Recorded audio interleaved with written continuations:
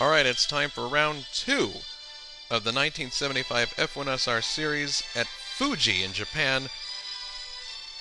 This race is brought to you by the 1975 Toyota Celica.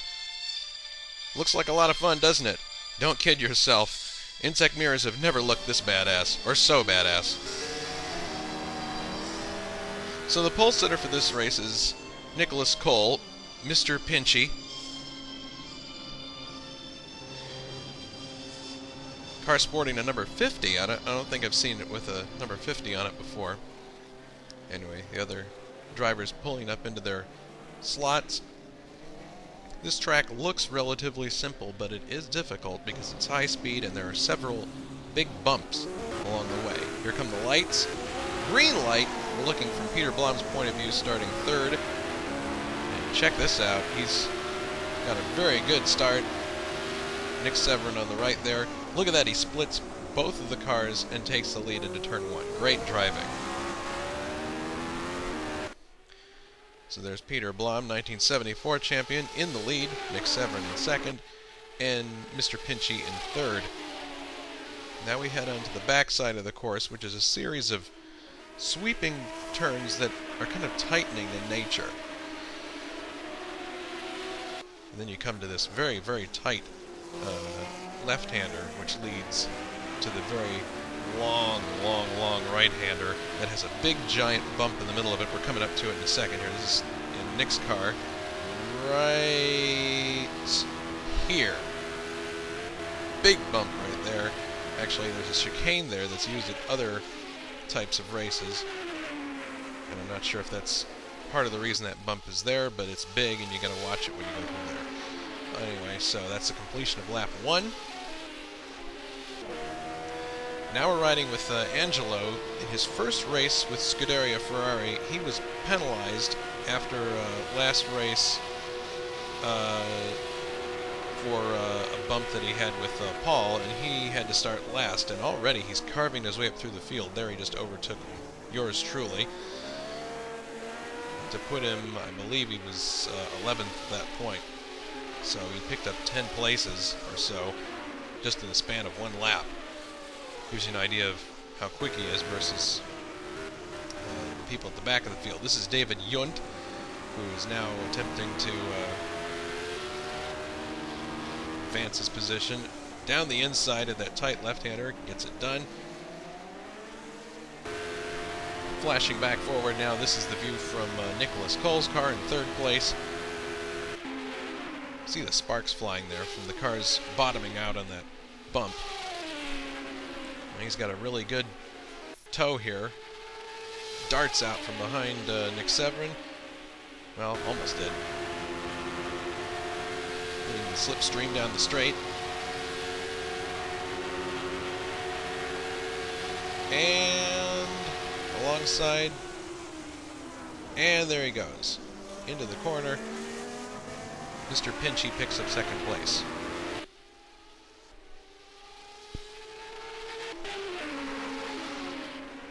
This is lap 2. A little puff of dirt there from the leader. Now this is on lap 8. This is Wes Ross driving the very streamlined Hesketh, doing battle with David Yunt. Coming down to that tight left-hander, just can't quite get it done. And then the view from Peter Lang's car, who's just behind him. Uh-oh! Wes Ross gets on the dirt. Shoot! Upside down, and then here I come, running right into Peter, who strangely appears right in the middle of the racetrack without warning. Okay, enough of that. Back with the leaders. This is Nick running in second place with Mr. Pinchy in third, Nicholas Cole. It's a really good toe coming off of that corner and goes back into second place.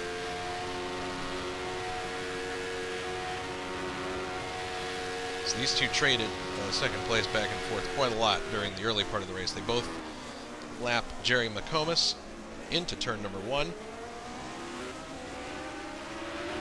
This track is beautifully modeled by whoever made it. I think it was VLM. The light coming off of the pavement itself in the cockpit is excellent. These two staying very close together. Ooh, somebody braking hard there, putting up a lot of smoke. Now starts the long run up to the final corner. A view from Nick Severin's car. Both of them taking very different lines through here. Over the bump. Now you notice the flash of fire coming from the tailpipes of Nicholas there. He's downshifting in the middle of that curve to increase the rev count. I was doing the same thing after a while. Wasn't doing that in qualifying, but somehow proved advantageous in the race. Back down to the first turn again. Oh, it's Porks who's kicking up all that smoke. Smoked pork. So Nick continues to stalk the pinch plant car. Looks like somebody got into the cones there. Yeah, a couple of overturned cones.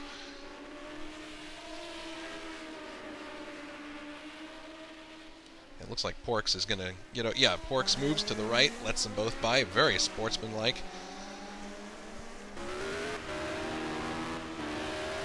So Nick's going to try one more time to set up Nicholas going into this sweeping turn. Bumpity bump.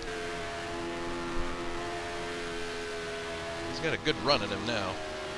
There's that downshift. Oh, look at that. Nicholas runs into the grass. So here's a great opportunity for Mr. Severin on the plate. And he's got a tow. Pulls out to the right. And he's got it. Nick Severin back to second place. Now this is on lap 18. And it was interesting in this race, some people chose to stop for fresh tires, others did not. Others found that they were able to go the distance. So this is Peter coming in from the lead to change tires, which promoted Nicholas Cole into the lead. I guess he was in second place at that point. And here he comes into the pits for his tire change. Actually, he had to back up a bit. Now here is Nick Severin, who would have been leading at that point. A few laps later, he comes in for his. These all came within a span of like 3 laps or so. So into the pits he comes, and the lead is now inherited by Flying Dutchman, driving the Penske, sponsored by First National City Travelers Checks, whatever the heck that is. Don't leave home without them. Into turn number 1, and if you look behind him, you caught it just a bit in that picture. Slow-mo running in second place in the Ensign, and Angelo in third place. But Flying Dutchman decides he wants to go for fresh tires too, which promotes Slow-mo into the lead. Ooh, a little bit of a...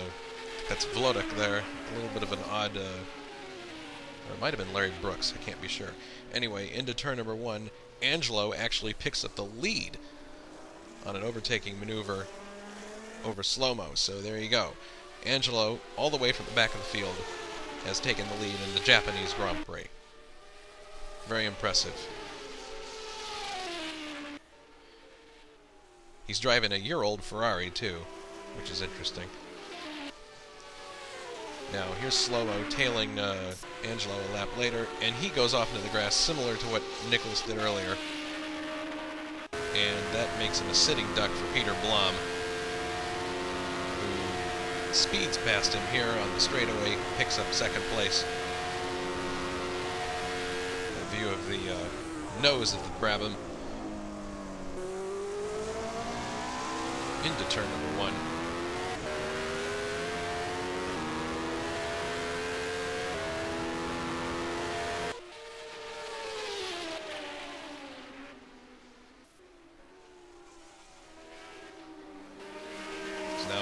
has his sights set on the lead.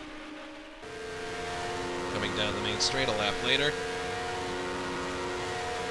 Lap 26. Sweeps right by Angelo and into the lead.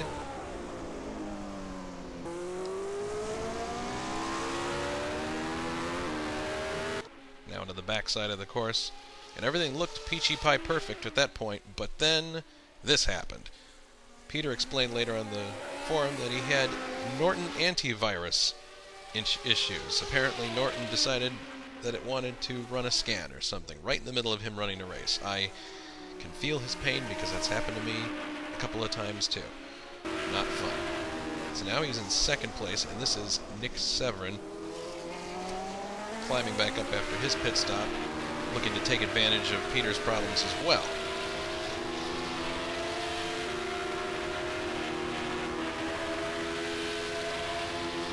Ooh, bumpity bump.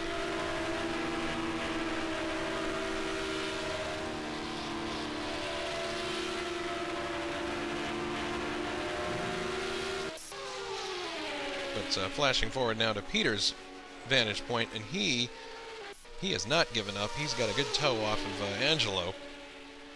Down into turn number 1. Let's see if he can get it done. He's got the line. Very, very far to the inside, onto the curb. Oh, no! Shoot. So that would be about the end of Peter's challenge for the lead. So very unfortunate, but he was still able to finish in the points in this race. I'm sure we'll see him figure into the next one. No question. And so now this is Nicholas Cole following. Oh, I think that's Tony getting out of the way there. Yeah, Nicholas Cole now coming up to do battle with Peter.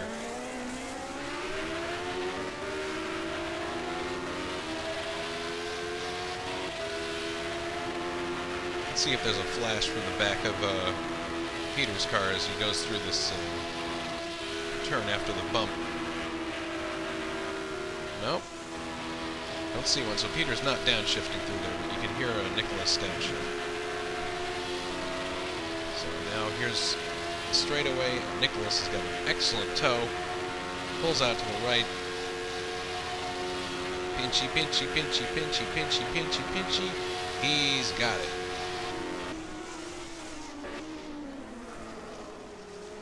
Great driving. So all of this happening very late in the race, but then a very unfortunate thing occurred on lap 32, which ultimately ended up being decided in the steward's office. Not a very pleasant thing to have to do. Oh, Nicholas getting sideways there. Yeah, here it is, lap 32. Angelo leading, Nick Severin second place, challenging him for the lead. And just a slight tap there, and Angelo spins. Nick continues on into the lead. First place on the road. Angelo spun out. The rules state that if you cause an accident, intentional or not, you have to wait for the person to recover, the person who was involved, if it was your fault. And Nick did not do that. So, according to the rules, he had to be penalized 10 seconds. Well, that was the ruling, actually, by the stewards. So that promoted Slow-Mo to the win post-race. You can see Nick there first on the road, but as I said, the stewards made the decision after the race was over. This is Nicholas Cole taking second place. Whoa! Third place would go to Nick Severin after that 10-second penalty. And I believe there are other cars filing through. That's Jeff. He finished in 5th. Didn't see much of him during the race, but he's doing quite well on the Lexington Tyrrell. And here we have some ping-tastic celebration maneuvers. Yeah. Excellent. Yeah. Anyway, that is round number 2. Round 3 is next at Zolder.